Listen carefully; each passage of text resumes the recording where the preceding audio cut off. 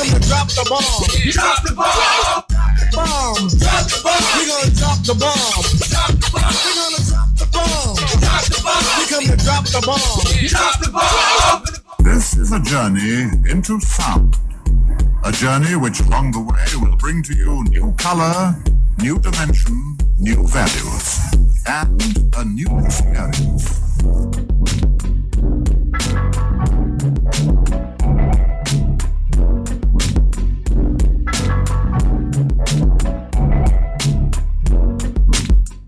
As a coach, speaker, best-selling author, our next guest has spent the last decade helping people remove the mask, crack open their outer shell, and reveal the power that lies beneath them. Whether she's helping crowds speak their truth, leading by example, tapping into their strengths, tame their ego, remember their worth, practice acceptance, or just sharing a funny story. As her name suggests, Jennifer Powers helps people cultivate their powers. She is a master certified coach, a speaker, and best-selling author dedicated to helping professionals. I said professionals, dedicated to helping professionals live and work at their full potential. Jennifer founded her coaching and speaking practice in 2005. Since then, she has delivered powerful keynote addresses to over 250,000 people and has coached hundreds of professionals and executives across 5 continents. Her best-selling book, O Shift and O Shift for Teens, are available online and in bookstores nationwide. You can learn more about her coaching at jenniferpowers.com and find her book at oshift.com. And while doing all of that, she is an internationally speaker. She is a wife, and she has a super sleepy dog named George. We're going to talk about that in a second. Jennifer, what's up? Welcome to the show. And she is a super busy lady that I had to track down to get on my show after I listened to all of her shows and all of her podcasts after I done been on a road with this young lady. Jennifer, welcome to the Bomb Shelter Home, girl. Thanks, LaMarr. So glad to be here. What an introduction. Hey, Mamma mia. Hey, you are the B.A. Diggity. You are the bomb diggity. I am so grateful. I've been watching you zigzag all over the country. I've been talking to your husband via social media and text messages to try to track you down. And I am so excited that you are joining us. Let me just tell y'all, folks, my folks in the Bomb Shelter, you have a jewel in your midst. You don't know it. You don't know it. But as soon as this show ends, you are going to be going to her website trying to find out more information about her. But Jennifer, before we jump into this great dialogue, all right, before we start, I want to play a speech you recently gave where you discussed the impact that words have on us and those around us. Let's take a listen. The power, right, that you have with words. It's crazy, crazy. This is real, you guys, and it happens whether you're paying attention to it or not. Words are amazing. And words can not only obviously affect you, but it can affect other people. And you know this. You totally get this. I was on a plane back from the East Coast. I'm West Coast. And long ride. I had the window seat, as I like. And there was middle seat lady and aisle seat lady, right? And aisle seat lady was spewing all of the negative crap that's going on in her life all over middle seat lady, right? I mean, it was just about the most, it was grotesque to hear this woman. I mean, her husband and her job and her back hurts and her baby's crying and it just went on and on. And my empathy meter is going through the roof, you know? Because I'm like, oh my God, if I can get a word in edgewise, I'm going to save middle seat lady. I've got to. This poor thing is just like crumbling. And middle seat lady, is doing this, and she's like wringing her hands. And I'm like, I swear to God. It took me like 40 minutes till aisle seat lady took a breath, and I had a chance to dive in, So I was looking at middle seat lady's shoes, and I tapped her on the knee, and I said to her, I really like your shoes. And they were cute. I really did. They were like little red strappies. They were cute. And you know what middle seat lady did?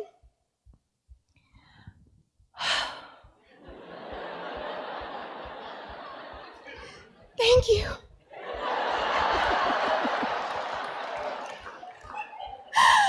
And to this day, I don't know whether she was thanking me because I liked her shoes or because I was saving her for all the crap that aisle seat lady was spewing all over It was terrible, right? So I really like your shoes. 5 words literally changed that woman's energy, and I could see it manifest on a physical level. Do you get this? It's amazing. What a gift we have with our words. Words are amazing. I mean, it is the cheapest, most awesome, most effective form of energy that you have access to. If you can speak, and I think you all can, you have access to energy that can literally change your life, your energy, your experience, and the person sitting next to you at any given time. Now, what did this really happen on an airplane? It really did happen. It really happened. And it was shocking to me, quite honestly, that, like I said in the video, that words can have that sort of effect on the person, a complete stranger sitting right next to you. This is how powerful we are. And so you just decided to get into a conversation after rescuing this lady when you talked about those 5 words, how you made her feel. You asked her, you told her how nice her shoes were. Were you just tired of listening to the lady in the aisle, or were you really trying to save this lady's life? No, LaMarr, I could see her having like this mini panic attack, and I just knew, my empathy was really strong for her because she was being held prisoner, of this friend, quote unquote friend, words. Like the words that lady, this quote unquote friend, was like just dumping all over her were literally physically affecting her in a negative way. And so what I did is I just decided to swoop in when I could and use my alternative words to change the way she was feeling, reacting, expressing. And that's just the beauty of that story, is that that's how quickly our words can not only have an effect on ourselves, because I talk about that too, but the effect that our words are a gift. Every single time we choose to, and we get to anytime we want, to affect someone else, someone we know, a family member, or a complete stranger on an airplane. So it's amazing. So how did the aisle seat lady respond? Did she give you like this crazy look? I know how the woman in the middle responded that you were talking to, because sometimes we're sharing stuff with people, but we're really sharing it with other people so they can sort of feel the affect of that, the after effect. So how did the aisle seat lady respond? I like how you gave them time. Yeah. Well, it's funny because aisle seat lady, I had to wait till aisle seat lady went to the bathroom so I could get a word in edgewise, because she was one of those really insistent people. She was just like, she's joking. We all know people like this. And so I actually had to wait for her to leave, really, for her energy to just like be removed from the space so that I could come in with a different energy. I know I make myself sound like a superhero, but it's not that at all. Everyone's a superhero when it comes to using your words, right? So I didn't see aisle seats lady's reaction, but when she came back, I can tell you, middle seat lady was a completely different person. You know what I mean? So she was a totally different person when she came back. She was transformed. Yeah, wow. She was transformed. Mm-hmm. Wow. So I could see it. So in doing my research on you, Miss Jennifer Powers, I discovered that you have an acting background. I got a chance to see your ad for the flying Salem ad. Tell me about that. How did you become is that where the metaphor to beginning with the plane situation? So you have an acting background. Tell me about that. You can tell I really do my homework. I really do my homework. I mean, you dug deep, brother. You dug really deep. No, I was asked to do that. I really wanted it. It was through the Chamber of Commerce. They were making this spot for Delta Airlines when they came to Salem, Oregon. And I'm like, I can do that. And they're like, do you have any experience? I was like, no, but you just wait. I am so good. I didn't know what I was doing, but I was really good. I did it in like 2 takes. Wow. So where did that confidence come from?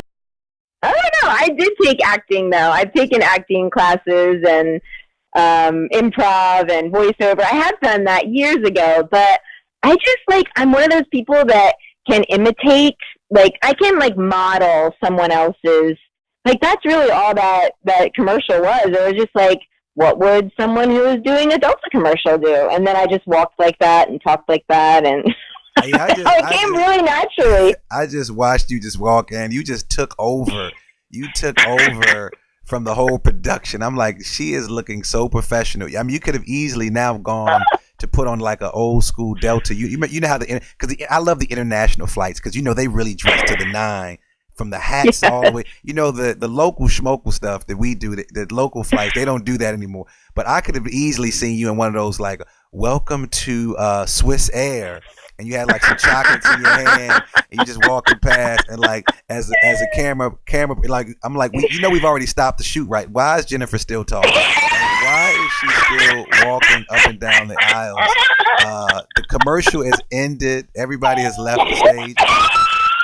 But it is that type of personality that really makes people want to be around you. So for all those folks that are looking for an amazing coach, that is the type of personality that you have. And I love that it comes out on stage and it comes out individually. So thank you. You're very sweet. I know that you're on the road quite a bit and you're speaking to thousands of people. And so what do you do physically to take care of yourself? And then what do you do somewhat, and I'm going to throw out the word spiritually, loosely, to then spiritually pour back into yourself as you're constantly pouring into other people? What are some things that you do? Yeah, so physically, I love that question because I can answer it. Are we recording? Yes. Mm-hmm. Okay, so physically, I love that question because I can actually answer it now. There wasn't always a time in my life where I could say, yes, I take care of myself physically. But I really, approaching 50, it really makes sense now for me to be doing regular exercise. I even do it on the road in the hotel room. I do yoga and I swim. They're my favorite forms. And of course, a great walk around a new city is always fun. So definitely regular exercise. I drink a shift ton of water, but lots and lots of water. I think I might be slightly addicted to it, and that's really good for me. And as in terms of maintaining the health of Go, I'm a real I'm a real stickler when it comes to like creating the right sleeping environment, like really cool and super dark, and drives my husband crazy because I must have those two things in place. But yeah, that's a trifecta, really: exercise, eating well, sleep. and then what about reading materials? Because again, if you're constantly pouring into people physically, I'm so glad that you're doing that, because a lot, when you look at, again, we cannot be doing this work and then not being a reflection of the work from our body. And it's not about body shaming people, but even to our spirit, because I have a very, very strict diet. So let's talk about some of the things that you're reading on a daily basis as well. Yeah. So I've read many, many books, and to be honest, I don't read a whole bunch right now because I don't have a lot of bandwidth for it. And I think I just maybe, admittedly, don't want to read as much lately. But when I do want to pick up something, one of my favorite books to go to is Conversations with God by Neil Donald Walsh. Yes. Amazing. Just a brilliant book. I know you've read it, right? Book 1 and 2 and 3 if you're totally into it.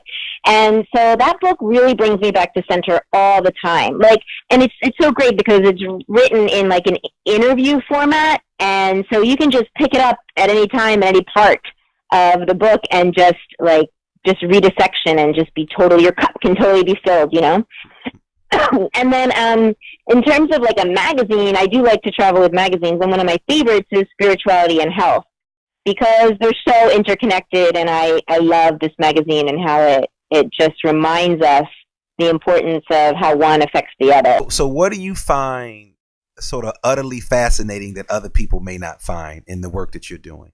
Or maybe something personal. Like what's something you find utterly fascinating that other people are like, I think how things work would be the overarching umbrella. Like how things work. Like I want to remember that show, How It's Made? Yes. I can't get enough of how it's made. And so because of that, like obsession with how things work, I really love how the mind works, and like what makes us show up in the world the way we show up, what makes us say the things we say, what makes us think the way we think. Like I love the intricacies of and nuances of the way the mind works. And like I don't study like neuroscience. Like I keep it very simple, mind you. It's not like I go deep into the study of neuroscience, whatever. I don't do that because I'm not a scientific person, But through my coaching, I love to like get in there and with deep inquiry and listening to what is being said, what's not being said. It's extremely fascinating to me. Yeah, well, speaking of coaching, Tony Robbins has said that the quality of your life is determined by the quality of the questions you ask. So when you're working with a new client, what are some questions you typically ask of your new clients?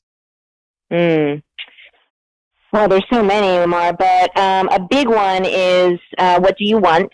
And as simple as that question is, it's actually very challenging for a lot of people to answer because there's so many conflicting beliefs and pressures and idealisms. You know, like, what do you really want is a powerful question that I think a lot of people get to ask themselves. What does Jennifer Powers want? So you're asking me, what do I want? What do you want?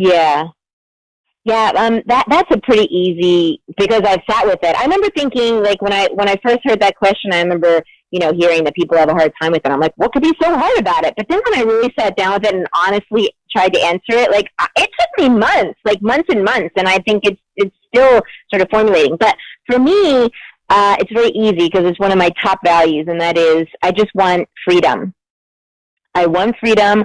I want to feel free. I want to be free. I want to own my freedom. I want to show gratitude for my freedom. I just want to live a free life. And that's why I love living in this country. We live in the best freaking country in the world. I don't care what is going on. We live in the best country. And I love and I celebrate the freedom all the time that we have. So I just want to be free. And honestly, I want to be free of pain. I want to be free of stress. I want to be free of conflict. I want to be free of, negative emotions on some days. So I love the idea of freedom, and that's what I want. Now, using that term freedom, you can probably get some pushback from that because you talk about free of pain and free of all those other things. Mm-hmm. But isn't out of those things that you're saying that you want to be free from, weren't there some lessons that you learned from all of those things? You talk about pain, you talk about pressure, you talked about anxiety. Yep. Aren't there lessons that one learned from those? And if so, what are some of those that you might have learned that you can share with the audience? Absolutely. I won't get out of something until I've got something out of it, right? So I love the idea that you're proposing, that you need to be seeking the benefit. I mean, it's one of the greatest questions I ask someone when they're struggling with something is, what's the benefit here, right?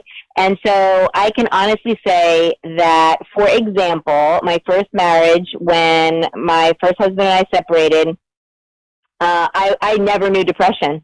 I never knew deep, deep, dark sorrow and true depression until then. And so before, when I was living a happy first marriage life, I was like, la, la, la, la, and people would say, oh, I'm depressed, or my son's depressed, or my husband's, whatever, my wife's depressed. I'd be like, depressed, pull yourself up. Get on, march forward, right? Like, what do you mean depression? And it was such a gift, LaMarr, for me to be able to experience true, and I mean fetal position, crying, just deep, dark depression of loss, and sadness.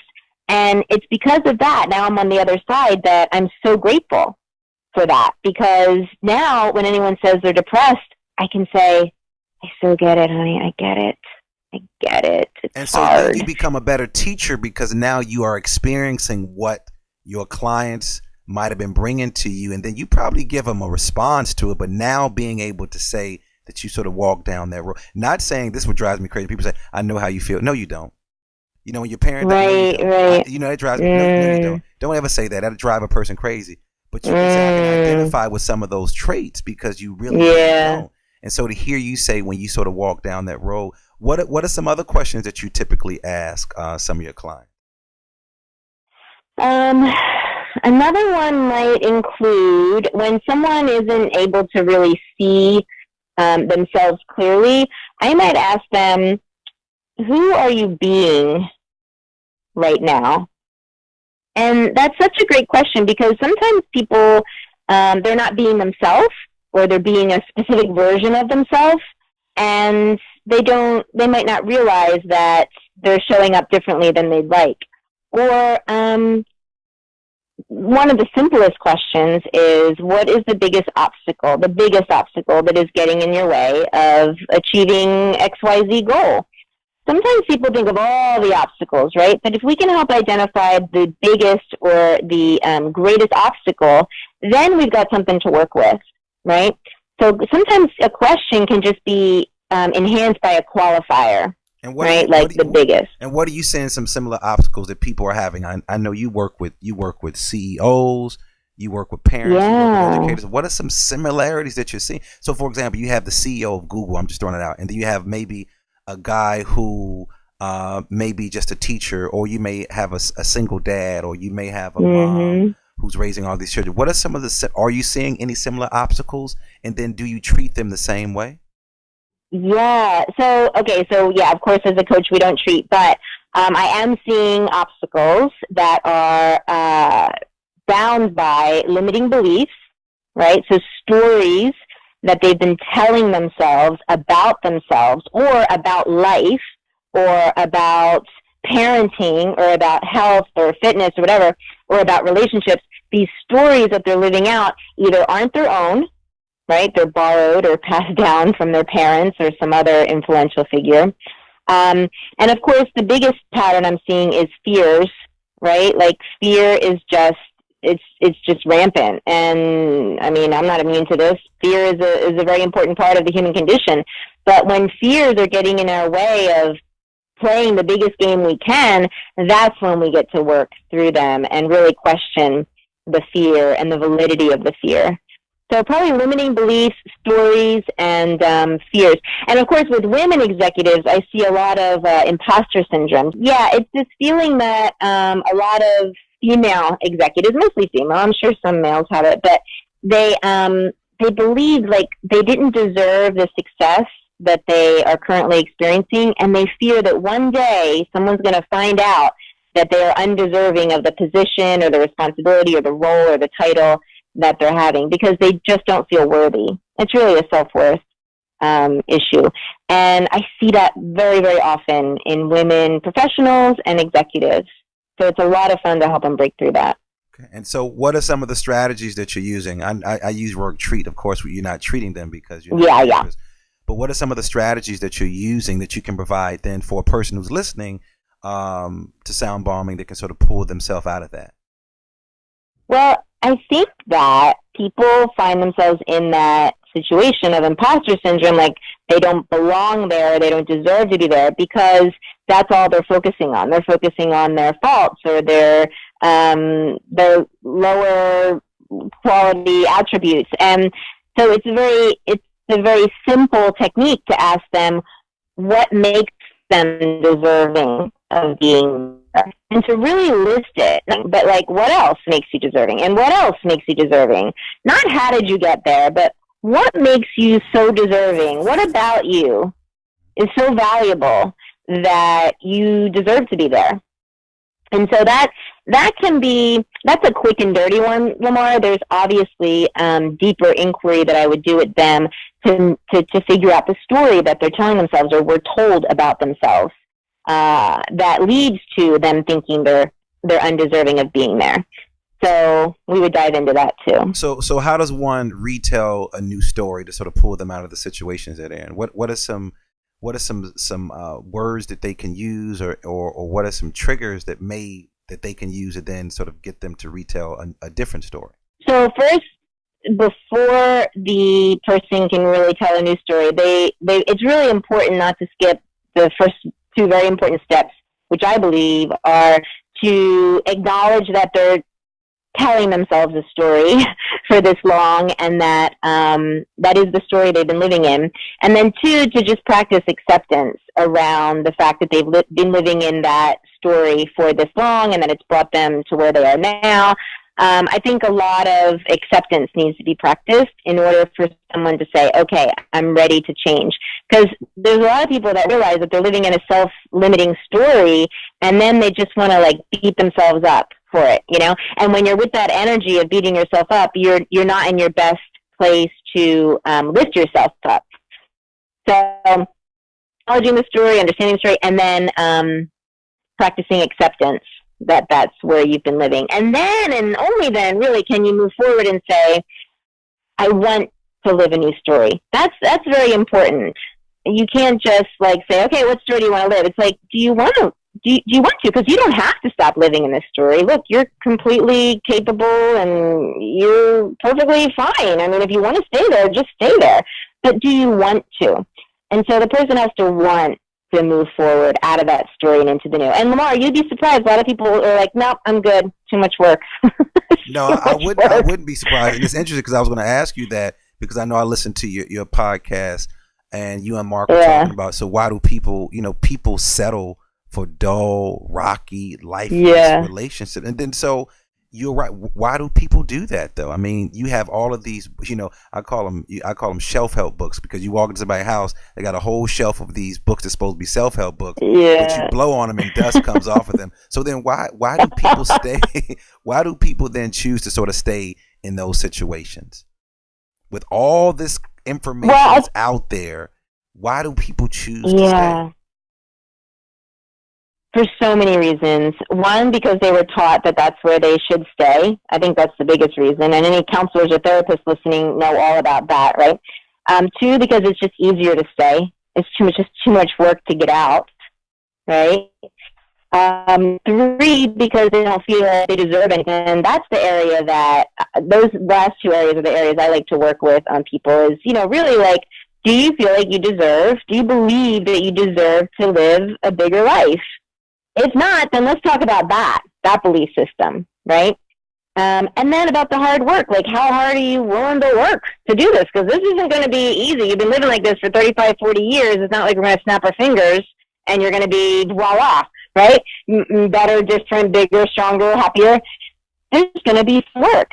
Some people don't want to do it, like I said. But they're the two for a coach that are the best to work in. Yeah, a lot of folks get stuck. I don't know if you're familiar with Mel Robbins' new book. She talks about the 5-second rule, and she talks about we can really change our lives in 5 seconds. And she normally does this countdown, and she talks about, well, don't count down. She normally walks around with these NASA shirts on because she's talking about it's almost like a rocket going off. So instead of going 1, 2, 3, 4, 5, because that system is already in place. But if you go backwards, 5, 4, 3, 2, 1. Then you say, now I'm jumping out of this situation. Because a lot of times we look at something. So you got a person that's listening to you and they say, all right, I'm going to come back to it. Why come back to it? That 5-second rule says, do it right now. Don't try to come back to it, because the reality is that we don't come back to it. The average person doesn't come back to it. And to hear you're talking about saying, let's retell a different story. And with that being said, I think that it's time to introduce our listeners to O-Shift. And so what I'm going to do is, because O-Shift is about shifting your mindset, and I'm going to play a video clip from the whole O-Shift series. Even when little things go wrong, and it affects his life in a big way. His reactions to simple events, like missing the bus, create a domino effect of negativity. He arrives at work disgruntled. He's grouchy to his coworkers. This makes Oscar feel bad. When he goes home, he's moody with his wife and ends his day with a pounding headache. One day, a coworker gives Oscar a copy of O-Shift, a book that changes his life. Now, when Oscar misses his bus, he remembers what he read in O-Shift and has a very different reaction. As a result, he arrives to work more relaxed, interacts kindly with his coworkers, kisses his wife when he gets home, and ends his day on a high note. Oscar is healthier. His relationships improve. He lives a more joyful life. Now, Oscar is a superhero. He exercises his very own superpower, the power to choose. Want to be like Oscar? O-Shift helps you make the choices that will dramatically improve every aspect of your life. Now, I want to know what the heck was wrong with Oscar. Gets what did you give Oscar that got him his life back together in O-Shift? Let's talk about that. Let's talk about the Oscars of the world. What the hell was in that book that Oscar got his shit together? Please tell us. Oscar read that he has a choice. That's, as you hear in the video, like, we forget that we have choices, right? Like every day, every minute, we have a choice. One thing or another. One feeling, another. One word, another. It's like we forget that we have choices, and so many people, they say, I have no choice. I say bullshit. Of course you have a choice. You have at least 2 choices, right? Every minute of every day. So Oscar realized that he has a choice. That's what O Shift is all about, and how to exercise that power of choice to choose things like the words that you use, because all the words that we say and put out into the world, or even in our head, create a specific feeling, reality, or experience, right? So choosing your words is what O Shift is primarily about. And then, of course, there's choosing your reaction. So saying O Shift with the F versus O Shift without the F when something doesn't go your way, right? And then we talk about choosing your role. And this is one of my favorite parts, and the part that mostly lands with audiences is whether you choose to play the victim role or the victor role. In other words, whether you're going to blame your own reality on someone else or hold yourself accountable for it. So that's when we really start to give away our power. When we hold other people or other things responsible for our reality being the way it is, we are playing the victim, and we give our power away. Yeah, that blame game is real. Yeah, it's real. We know, we see it all over the country, in politics and religion, in siblings. So why the title O Shift? Where did that name come from, and what is why that title? Yeah, well, it was funny, as titles come about. I mean, there's a lot of things, creative things come about. It was a mistake. It was just someone misheard what I said. One of, the coach that helped me and ultimately published this book first was, he said to me, I said, I don't know what I'm going to write the book on. And he said, well, what do you help people do in your coaching? And I said, I help them shift. And he said, you help them what? We were on the phone.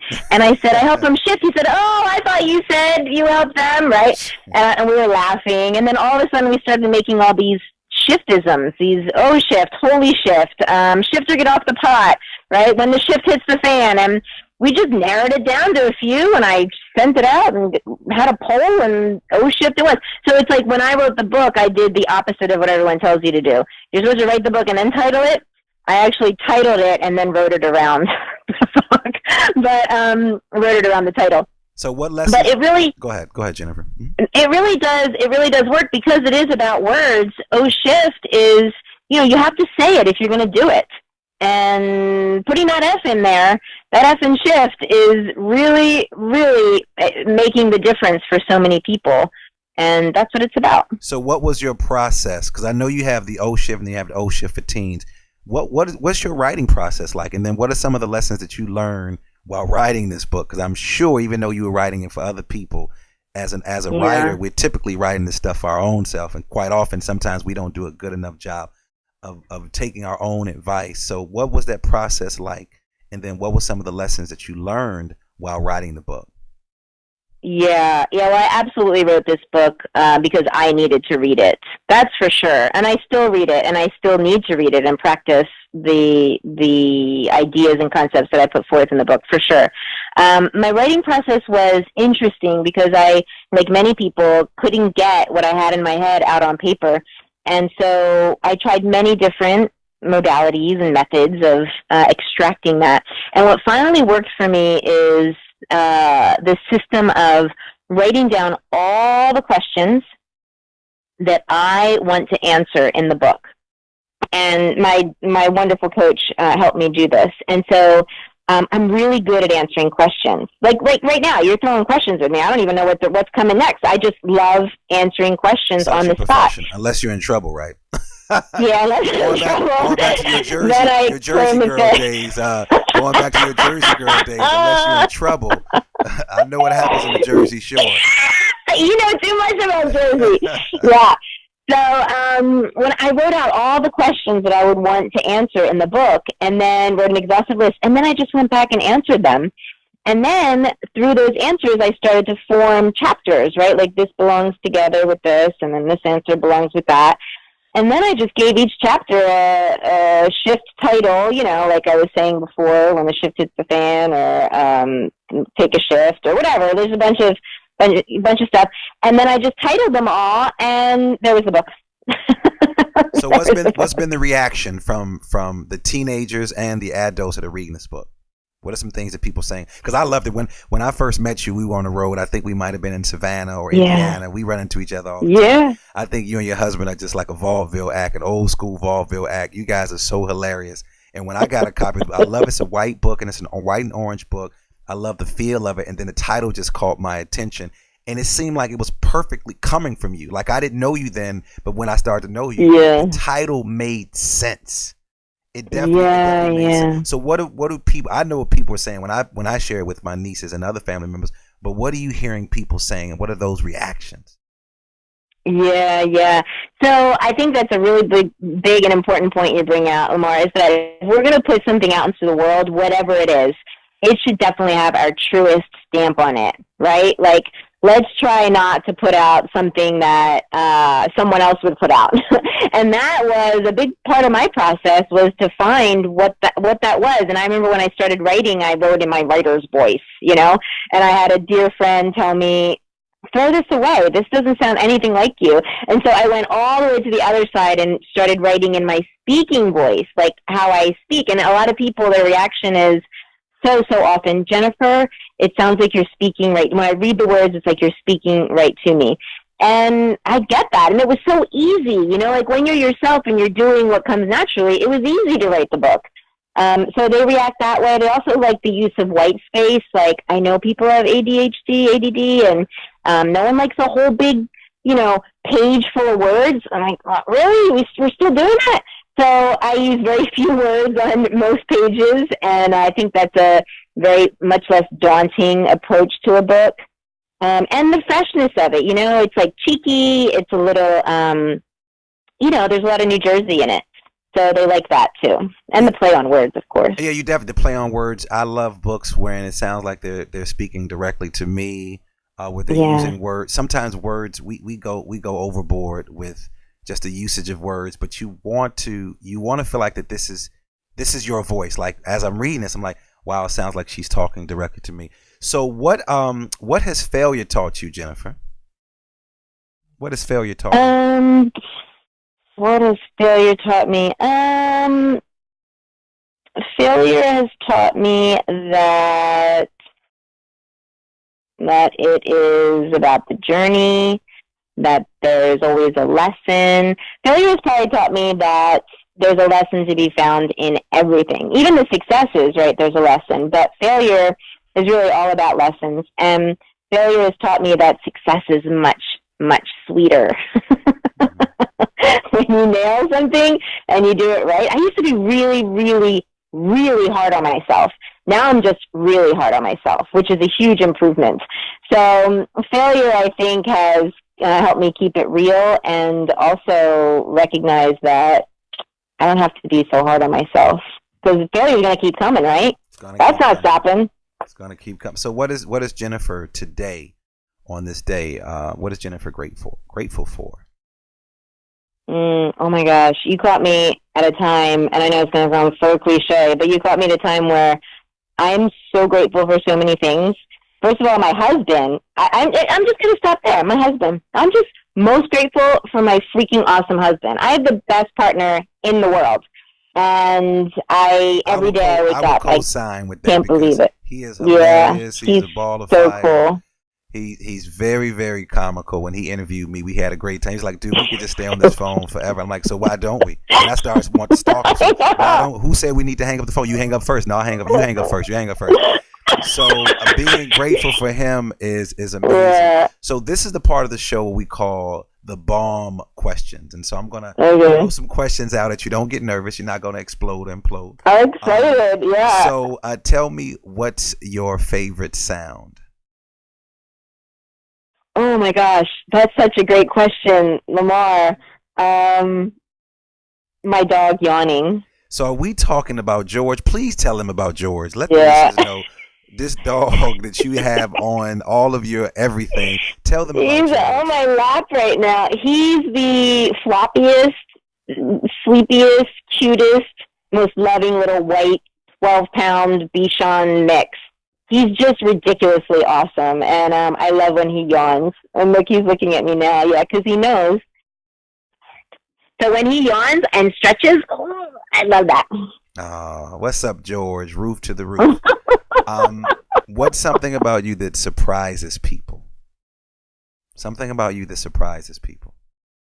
I feel like if I think about these questions too long, it won't be good. Okay, so what surprises people about me? That I am not as tough as I act, maybe. Okay. What's your superpower?